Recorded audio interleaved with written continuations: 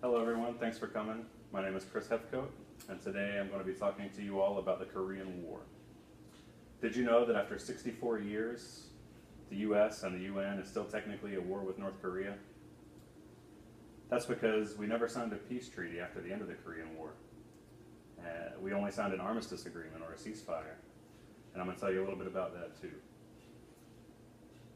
So first, let me give you a little history on why the two Koreas were divided in the first place, North and South Korea. From 1910 until 1945, the Japanese Empire occupied North and South Korea, the entire Korean peninsula. Near the end of World War II, after the Japanese were defeated, the Soviet Union, in agreement with the United States and the UN, occupied the northern portion of the Korean peninsula above the 38th parallel. It was decided that the US would occupy the southern half of the Korean peninsula below the 38th parallel. So it's important to note here that Korea was not involved in any of the negotiations when they were deciding to divvy up the Koreas. So due to protests and outrage, in 1948, after a lot of the riots and protests, the U.S. instituted an anti-communist government in the southern portion of Korea, where they held free elections, and President Ri Sung-nam was elected president. And in the north, the Soviet Union installed a pro-communist government led by Kim Il-sung. So in 1949, both the U.S. and the Soviet Union withdrew from the peninsula, and this is how the two Koreas became divided. Now I'm going to talk a little bit about the war. On June 25th, 1950, North Koreans attacked South Korea in force. They had troops numbering in the 200,000s. They had over 200 fighter aircraft. They had about 280 Soviet tanks. Compared to South Korea's almost 100,000 troops, around 20 non-military related aircraft, and 0 tanks. They had requested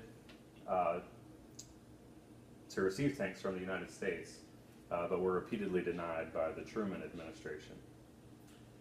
The U.S. believed at this time that the North Koreans would not attack the South Koreans. So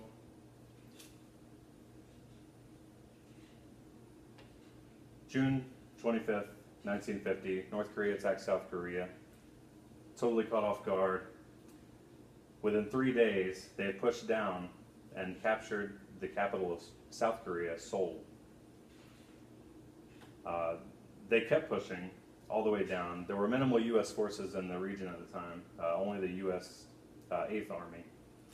And the North Koreans pushed all the way down to the very southeastern tip of North Korea, which is called Pusan. It was the Pusan perimeter, and it only encompasses about 10% of the entire region of South Korea.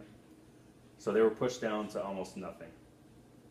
But the United States Supreme General of the Korean War, Douglas MacArthur, had an idea to put more forces in Pusan to fight the vanguard of the North Korean troops. And then he would do an amphibious landing at Incheon on the midwestern portion of South Korea in order to trap the North Koreans inside the interior region of South Korea. So this worked. The amphibious landing at Incheon basically cut off all supply lines that the North Koreans had, in accompaniment with U.S. Air Force bombardment of their tanks. They almost were wiped out. The whole vanguard was almost wiped out. Only about 20,000 troops were able to retreat back to the main force located above the 38th parallel. So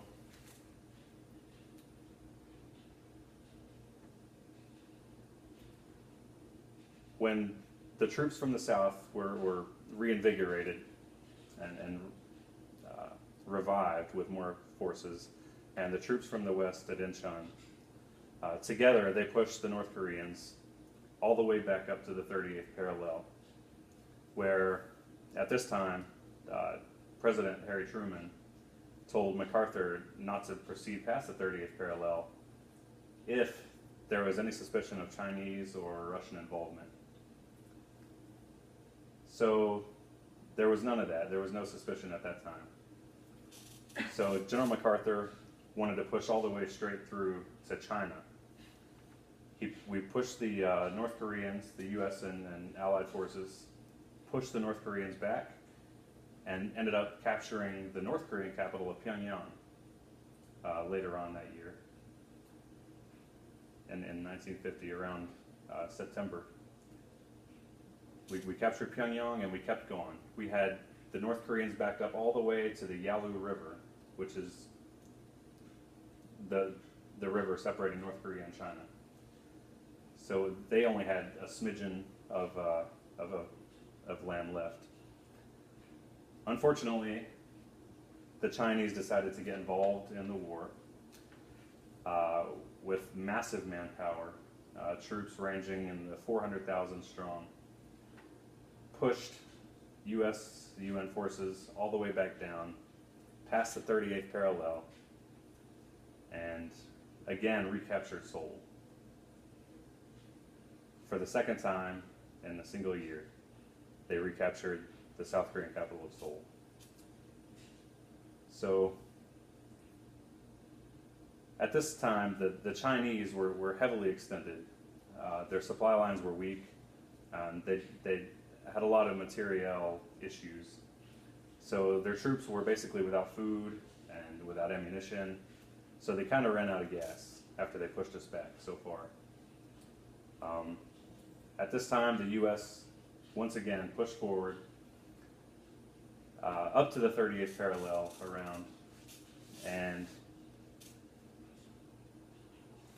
by July 1951, it was basically a stalemate in between around the 38th parallel. There were still a few occasional sporadic battles here and there, but for the most part, they stayed consistently along the 38th parallel, and that's when armistice negotiations began.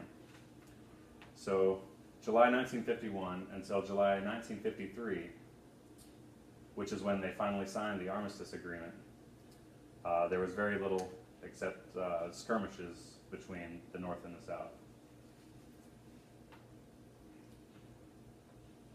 So at the time of the signing of the armistice agreement, there was a demilitarized zone declared. We call it the DMZ.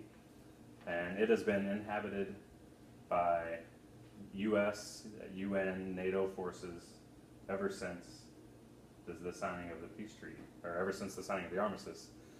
And there has never been a peace treaty, so that's why we're still technically at war, even after 64 years. So, regarding casualties, the U.S. Suffered over 35,000 deaths. The South Koreans reported over 500,000 military and civilian deaths combined. The North Koreans were ruthless and slaughtered everyone. The North Koreans suffered about 215,000 deaths, while the Chinese, the deaths are estimated to be around 400,000 killed and almost 500,000 wounded. So it was a very intense battle. Unfortunately, the war is called the Forgotten War because it was sandwiched in between the World War II and the Vietnam War. So between a world war and a war that had so much controversy surrounding it, most people have forgotten about the Korean War. And we lost a lot of American troops there, so I think it deserves the respect of my presentation. So in conclusion, we talked a little bit about the history of the Korean War, why the two Koreas were separated in the first place. We talked about the war itself and the ping pong battle back and forth on the Korean Peninsula. And then we talked a little bit about the casualties suffered during the Korean War. And that wraps it up for me. I appreciate you coming out here and letting me present the Korean War topic to you. Thanks a lot.